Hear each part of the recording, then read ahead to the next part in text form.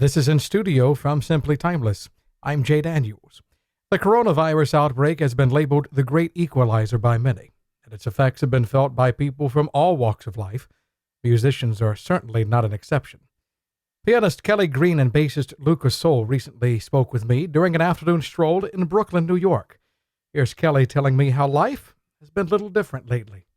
When life began to shut down, when businesses began to close, and things started to change about 6 weeks ago.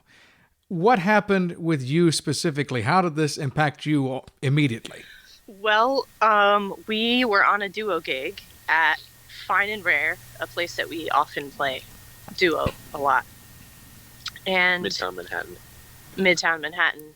And I remember receiving the news because I've been in a group with Henry Connerway III for Jazz at Lincoln Center doing jazz for young people. And we just began, at that point, was our first week of performances for students for the Jazz for Young People.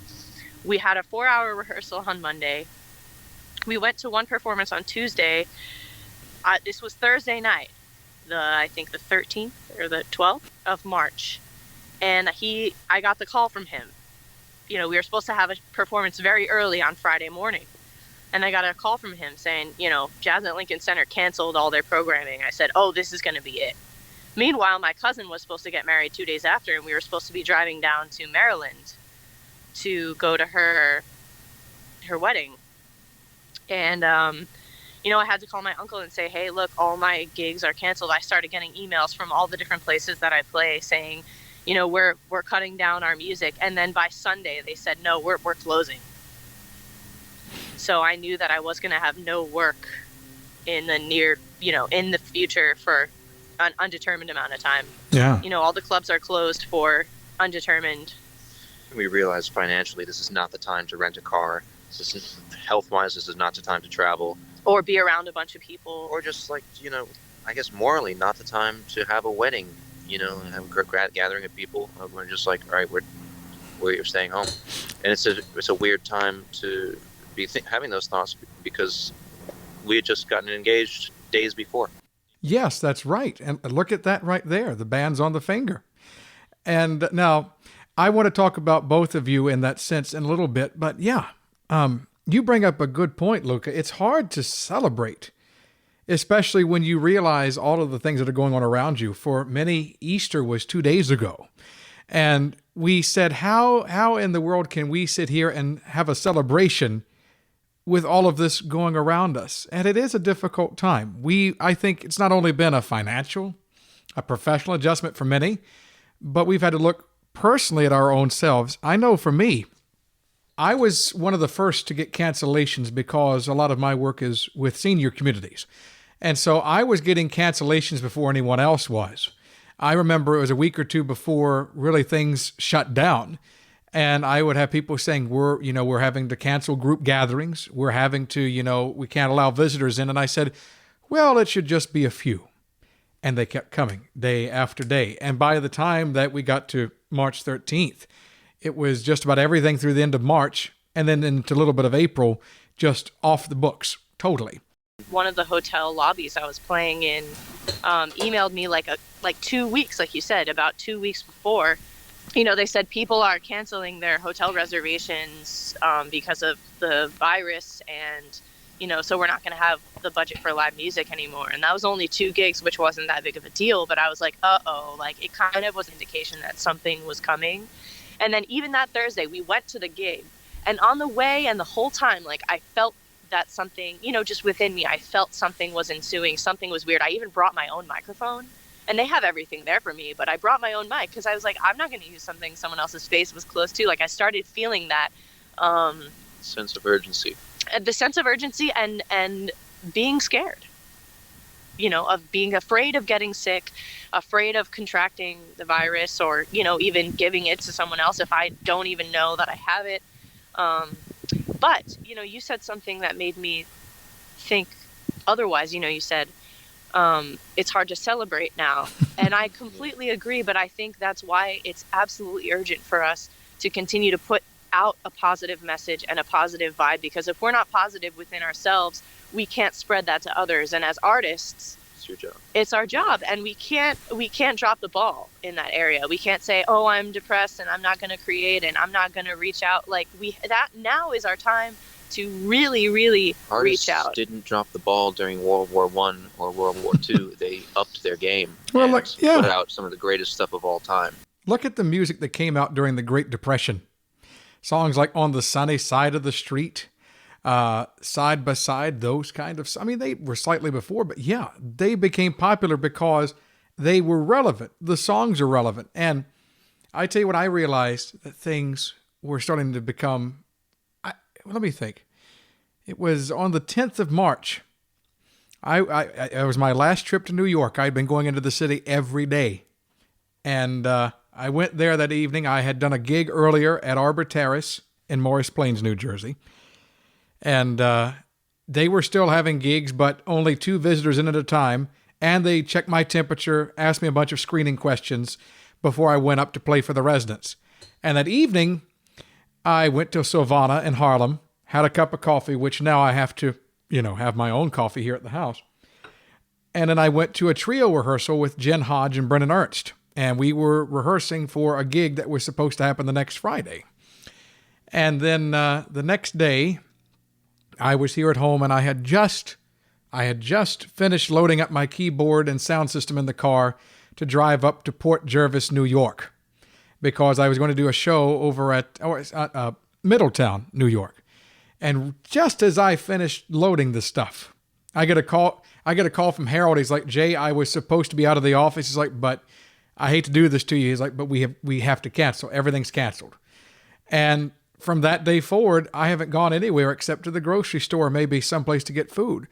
This is affecting everyone. I can't think of a single person who is not affected by this, whether it's an artist, whether it's someone who works in an office setting, medical, whatever your field, there is an effect of some sort from this. Everyone is brought to the same level. Everyone is in the same boat. Everyone is aware that they're in the same boat. Meanwhile, the entire time we've been in the same boat. It's like one planet, one finite source of food for all. Everyone is in the same boat the whole time, and but now people are a little more conscious that nothing can separate me from the person next to me in how they're being affected by this. And a little, but not quite backtracking a little bit, but expanding on this, and also bringing back the theme of like how do we celebrate? How do we bring ourselves to feel celebratory when all this stuff is going on? You can say that about 2 months ago too. You can say that about any time ever. I mean, there are people in dire situations, virus or no virus, every day of the year, every year. And it's like, okay, how are we going to feel celebratory when we know there's war and genocide, all the genocide everywhere, people getting shot by the police, who did nothing, like people being wrongfully incarcerated every single day. So it's not like we're not always in the same boat anyway. It's just that now the huge positive is the unifying, the burst of awareness. Both of you have each other. You have not only collaborated musically, but now you're engaged to be married. So I want to dig at this point a little bit more. Finding ways to come together, finding ways to keep that positive spirit. What have both of you been doing for each other, but also for your professions, to continue to try and forge a new path ahead, even in the midst of where we are?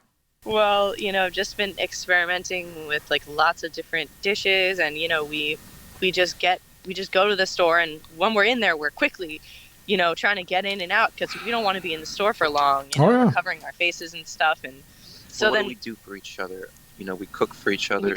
We just, especially since getting engaged, we are more like present in the mutual like mission to like kind of refine and master the art of like taking care of each other. And when it comes to, you know, that's like with everyday life stuff and all that. But when it comes to our profession or our art, or, you know, whatever you want to call it, our musical endeavors, you know, like there was a day where Kelly had to get this thing done. It was a little video of her playing. She had to make a video of her playing Autumn in New York for a Billie Holiday celebration that she was taking part in. And you send in videos, and you know, they just make like a little string together video, concert to supplement what was going to be a live show, tribute thing. So I helped her film it and produce the thing. And then it came time where it's like, oh, I have this thing I need to do. Like, I have this opportunity to make this bass track for a good friend of mine who's putting together an arrangement of this song, and he's willing to pay me, you know, some money to learn the part and make the recording and send it in. So fast forward to the second half of the day, she helped me get a sound on the recording device, helped me set up the room to be conducive for making this thing. And it's just like, you know, like we have our collaborations, we have our individual things that we also help each other do. Yeah, he helped me proofread my newsletter today. And we've been doing a 21 Days of Abundance Deepak Chopra meditation series together every single day, and doing yoga and just being on top of each other to constantly remember to be aware of our choices and make mindful choices and mindful habits and good habits and good thought patterns. Replacing bad habits and bad thought patterns. Which we have plenty of, too. Let me ask you, a lot of couples who have been married for many years have never really spent this much time together. You know, this is like the first time ever. It's like, well, honey, we've been married 40 years. I've never seen this much of you. And they're learning things about each other they never knew before. You know, you two are just starting life out together. So during this period, what have you been learning about each other? Well, I've been learning about myself through the meditation. And same for Luca. And then we share our notes with each other. Yeah, so we've been learning about learning so much about ourselves while being right next to each other. It allows the whole process to be like kind of free flowing between each other. Like we read our notebooks, like in the meditation series we're doing, it has you keep a journal. And one of the assignments was to write down four, like 3 to 5 things that are stifling to you. Like what was the word that they used? Shortcomings. Yes. And then the next day, the assignment was to write 2 things to do that will help to either turn the shortcomings around or make them into a good thing. And and we share that with each other. So it's really, really deep because we're really understanding like each other's inner workings. And also we went to Europe together for 5.5 weeks in the summer. That was only like 2 months into our relationship. And I remember the pictures, by the way. That was a lovely trip. Yeah, and we were going to do it again in June. We were all geared up to do it again, but bigger and better, whatever, so to speak, you know. Different, and the next installment of. But I don't know if I think we're, like you said, you know, probably by June we probably still won't be able to do that. But yeah, we can do other things, so.